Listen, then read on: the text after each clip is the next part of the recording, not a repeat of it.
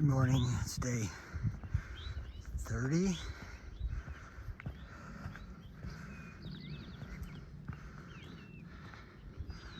I am climbing up Max Patch to try to catch the sunrise.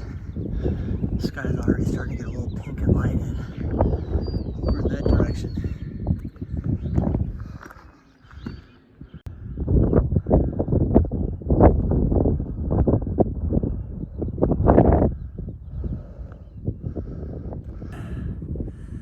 So I'm here on the summit of Max Patch, which is kind of a dome-shaped grassy bald. It's the first really nice, like bald that you come to in the AT. And got up here in time to see the sunrise. We should be in about 15 or 20 minutes, but the horizon is very hazy out there. Well, according to the time, the sun has cracked the horizon, so got the cloud cover over that way is a little too thick. We're getting some pink in the upper clouds, but that's about it so far.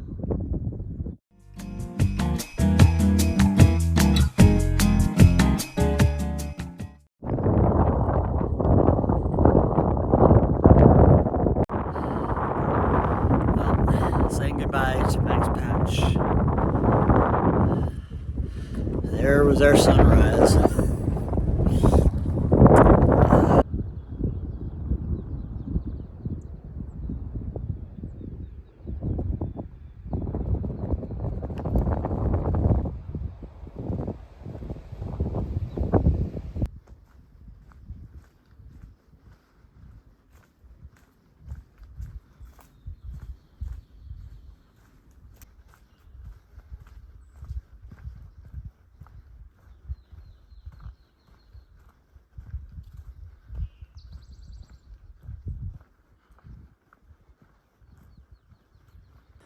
So I couldn't believe it. I was kind of having a moment on the summit of Max Patch, and a mom and her daughter popped over the horizon, coming up the trail. And as they got closer, I realized it was someone I knew and probably hadn't seen in 10 years. And that was wild.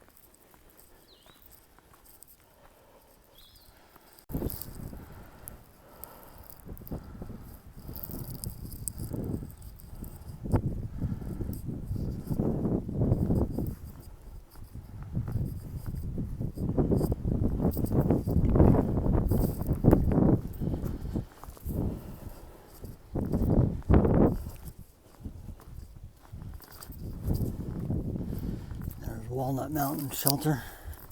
Just summited Walnut Mountain. I guess that little bald back there is the top.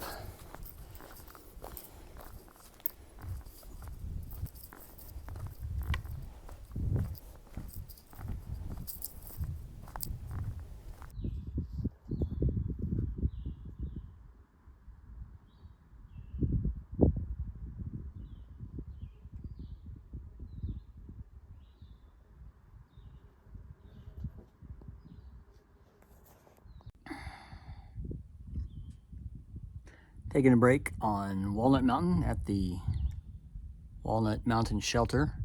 It's tiny. According to this note right here, it is ruled by the mice. I see mouse droppings all over this table, so I'm wondering what diseases I've ingested just by eating from this table, at this table. Plus, it's swarming with bees. There seems to be like a bee colony up in that corner somewhere. It's very pleasant here. You know, mostly sunny, a little bit of cloudy to cool it, a nice little breeze. It's just down from the summit of Walnut Mountain, that little bald over there, meadow with that one tree in the middle of it that we passed through on the way down here. And now it's a descent and then a big climb, a 1,000-foot climb up Bluff Mountain. And that'll be it for the climbs. Then it descends. So I have my choice of Garenflo Gap and 7 miles, which means I've completed 5 today. Or go all the way to the shelter in 10 miles. I'm leaning, but it's only noon, so you know, those early starts really change the perspective of how much you can cover in a day. Then it truly depends on your body, how you feel. Here come the guys, the army guys.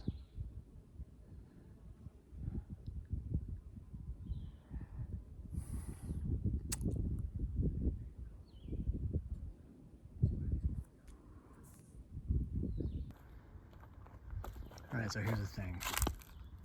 Eggs and bacon, Nobo 2024.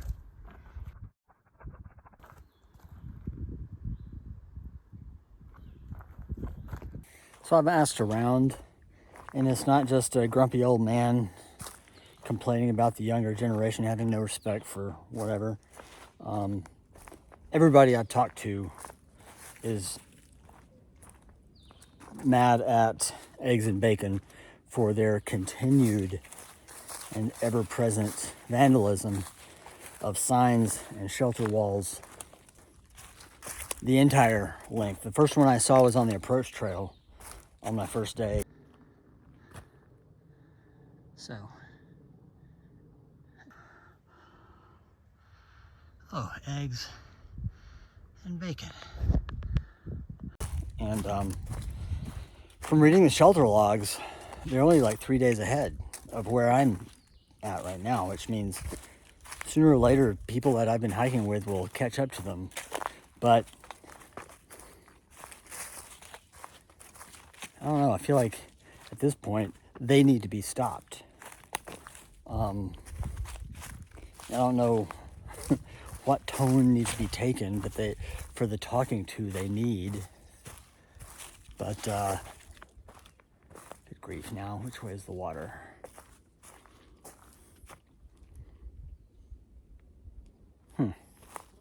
Not how I remember it.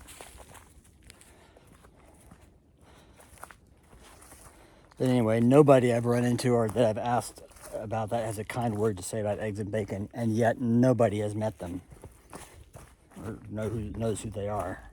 But the last shelter log entry I saw back at Roaring Fork earlier this morning was dated 3 days ago. So anyway, there's that.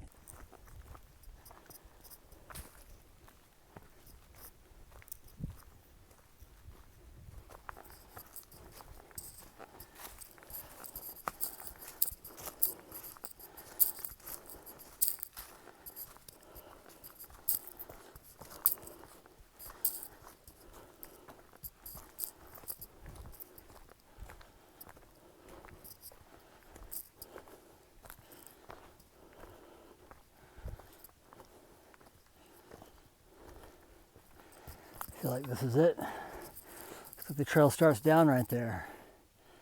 So I'm gonna sit on these rocks. Hey, I made it to the summit of Bluff Mountain. Sitting here among these boulders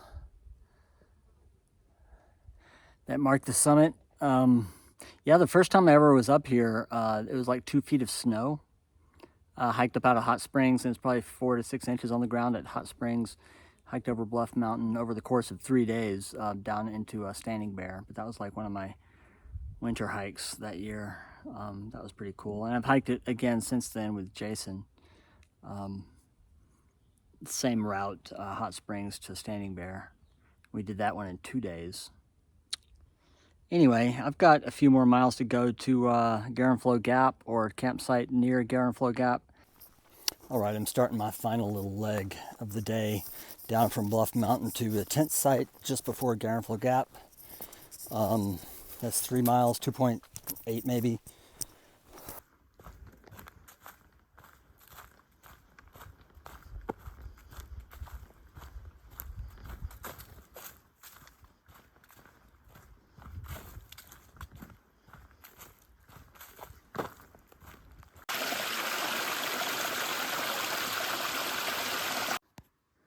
So I'm just in the middle of setting up, but this is kind of a peaceful little spot in kind of behind a rhododendron thicket. The trail is just on the other side of these bushes.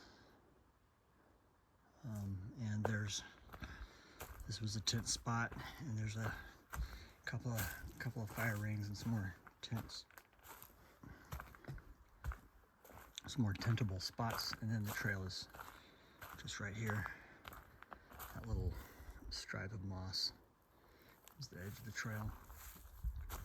All right, that's the final setup, except for all my gear still piled up right there. But let's go see what this looks like from the trail, except for that blaze orange Sea to Summit bag right there on the end. Should be pretty stealthy. There's the trail.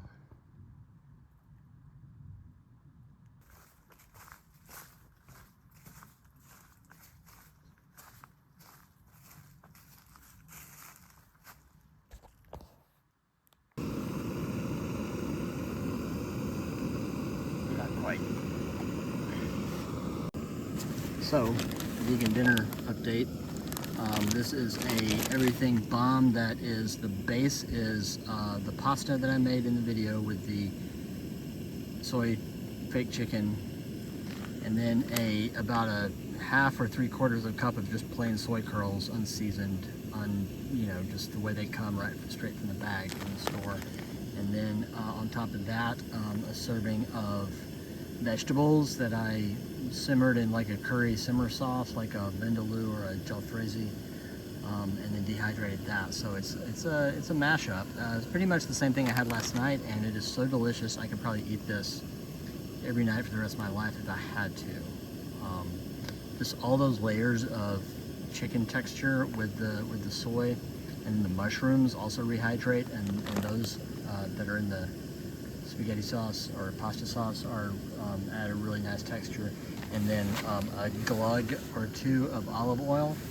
Surprisingly good flavor it adds, and this is just for padding calories. This is kind of a hiker hack that add a couple hundred calories just by putting an 1/8 of a cup or so of oil in everything you make. Okay, water boiling.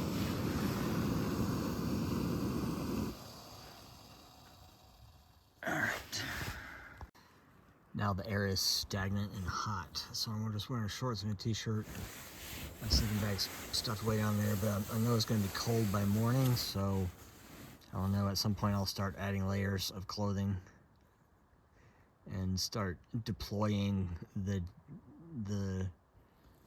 tarps, not the tarps, the quilts, top and bottom.